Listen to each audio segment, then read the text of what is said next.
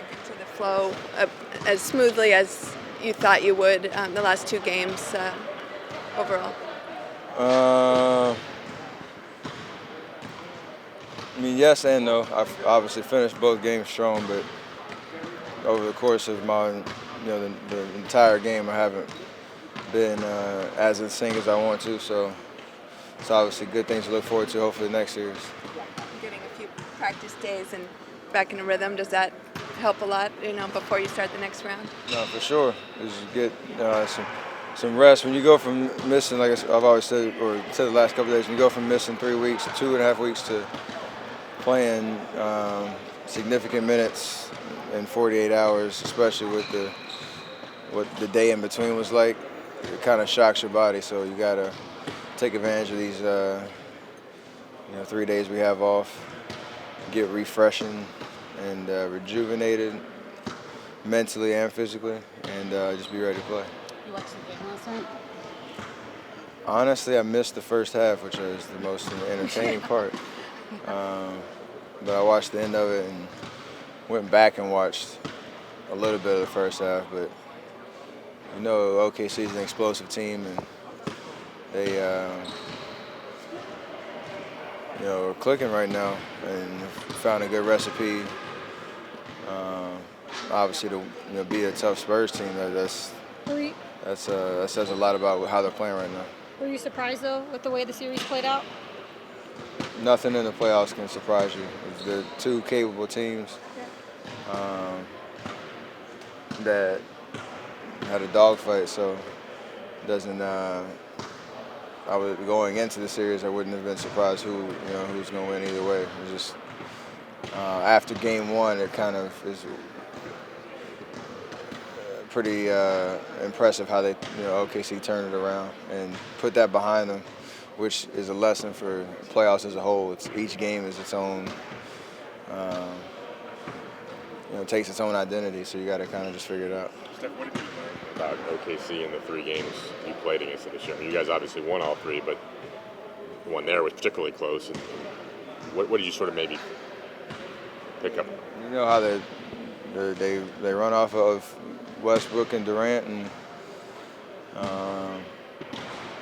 their aggressiveness, their talent.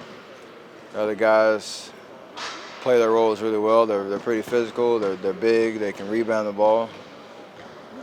We got out rebounded by like 30, I think, in OKC when we won, which is I've never heard of a team doing that. So it's the last 3 years against them. It's been pretty entertaining games. Most of the time going down to the wire. So you can only imagine what it'll be like in the playoffs. Every possession is going to be key. Defensively, we got to stay focused, just try to make them take tough shots, even though they're probably going to make some tough ones. Rebound the ball and don't turn it over. That's our recipe against them. And we have to go out and execute that. Is that the biggest difference, the rebounding and size, maybe compared to past OKC teams? I mean, obviously they've had Durant and Westbrook for a while, but they've got some different parts around them now. I think that's always kind of been a part of them. They always had Serge, and used to have Perkins, used to have other big guys that could, seal the paint. But Durant and Westbrook have probably gotten better. The role guys that they've put in there, coming off the bench with Dion and Cantor, obviously. That was obviously a huge help. So we know who they are, and you kind of just have to understand the game plan. And as the playoffs go on, even more so, that becomes key to winning, is just understanding the game plan and the discipline of that and having focus on that. Is Westbrook a guy you like to watch on an off day when you're just watching games? I watch the whole league. Uh-huh.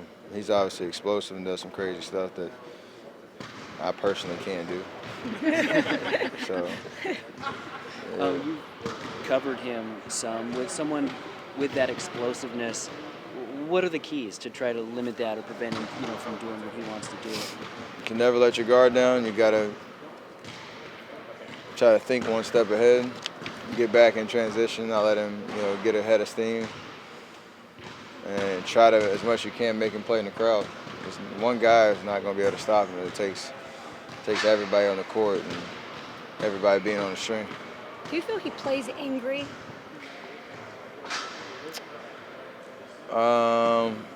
Insinuate he doesn't smile a lot? Well, he does have he's always, obviously he has a chip on his shoulder, but he just plays like angry, has that glare on his face. He plays like every game means something to him. He plays like it matters. That's what the great ones do. That's how I mean, demeanors might be different.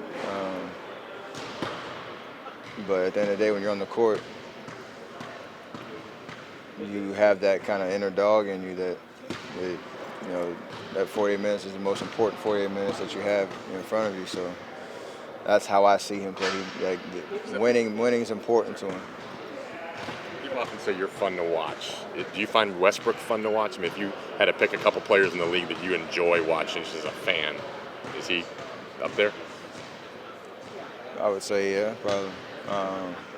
Like I said, his explosiveness, his athleticism, and every night at the point guard position, you don't really see that kind of athleticism every night, so you gotta appreciate it. Do you like? Go ahead, Jamie. When you said rejuvenating mentally, how do you do that? These next few days when you've had wild week with MVP and all that stuff. Like yesterday, we had an off day, so I watched the second half of the game, but you try not to think about basketball too much. When we're coming here for practice, we focus on our preparation, obviously getting shots up, keeping our skill set honed in, understand, again, the game plan of how we're going to, as that develops over the next 3 days, of how we're going to try to beat OKC 4 times. But in the next 3 days, when you're outside the gym, for me, I just try to relax, take my mind off the game, because this is, you don't know how hard this is to try to, the focus that you do need to win, 4 games against OKC and hopefully 4 more after that. So it's a long, 3-4 week grind, and if you're not all the way there mentally, it'll show. Do you like or prefer to face a team that likes to push the pace and up-tempo like you guys, opposed to the Spurs, who likes to slow things down? I mean, we're very versatile, so we know how we want to play. We know that is the pace that we like to get stops and let that fuel our offense. If the other team likes to do the same, you have to be able to control your emotions in that kind of environment, because it can really get out of control. Quick shots, turnovers, fast breaks, all that kind of stuff. If you don't, execute in those possessions and those kind of situations, then it can work against you. So it is a more fun way to play, because it's more intense, I think, and more high-octane offense. But we have to be able to control the defensive side of the ball so that we allow our offense to take over. Hey, when you're scrimmaging, who does the best job of mimicking Russell Westbrook? Actually, it's not. We don't really do too much of that. I know Jeff Van Gundy was commenting on Chris DeMarco, our assistant coach, his lateral quickness. His downhill north-south quickness is pretty good, so he's probably the closest one. But we don't really do too much scout team stuff. It's kind of just more the mental preparation. Steve Steph, was how saying well, that- Steph, how well have you gotten to know Kevin just from Team USA stuff? Kind of guy he is. He's a great dude off the court. I mean, the time I spent with him in Team USA, was that 2 years ago before he's dropped off the team. He's always been cool to me, and a real down to earth kind of guy. So yeah, I would vouch for him. Do you still plan on doing Team USA this summer? Speaking of that, do you still plan on doing Team USA this summer? Right now, it's about the playoffs. I want to play, and obviously there's a decision from Team USA and them picking the team. Hopefully, we'll see how that plays out. But right now, 8 more wins, and then we can worry about that. Steve, you were saying that your knee issue is probably on the road to being behind you as you go into this next round. Do you feel that way, or close to it? Hopefully it'll be close to 100% by the time we get suited up on Monday. That's the goal if I take care of these next 3 days. It's not there right now, but if we had a game tonight, I'd be fine. Those comments about the MVP, good, bad, odd. Do you mind those words? I've gotten really good at ignoring people, so that is the theme of the last 2 years. So I'm all right. Last year, Draymond asked you for a gift, MVP gift. Are you getting the team something? I'll get him something. He put me on the spot last year, and I came through though. So I definitely want to get the guy something to show my appreciation, but that'll work itself out. Did he ever congratulate you? He was bemoaning. Oh yeah. He said he was waiting for the unanimous thing. He was waiting for the unanimous decision. So he made up, yeah. Otherwise, it would have just been another day. By the way, was Riley pointing out anybody in particular? I couldn't tell actually, because I was talking. I wasn't really Have you seen that? Where did she learn paying that from? attention. All of our family, they teach her all sorts of bad habits. No, bad habits. No.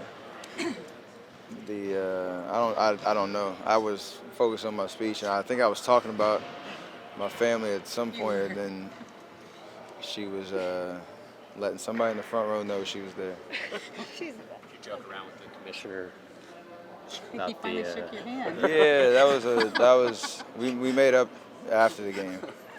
But I had my hands kind of in my pocket, and he had the mic, and there was like a bad miscommunication. He didn't know what to do with the mic, and then I took my first step. I showed my hand and tried to do like a little dance.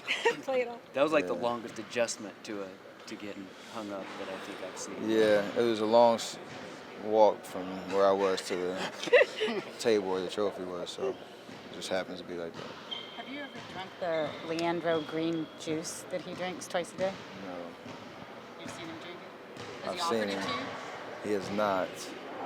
I've smelt it before. Smells good. Not a big fan. I'll leave that Has to him. miraculous healing powers, though, right? I'll just stick with the power of prayer. Thank you. Thanks a lot, Steph. Appreciate it. Thanks, Steph. Steph, I'm guessing.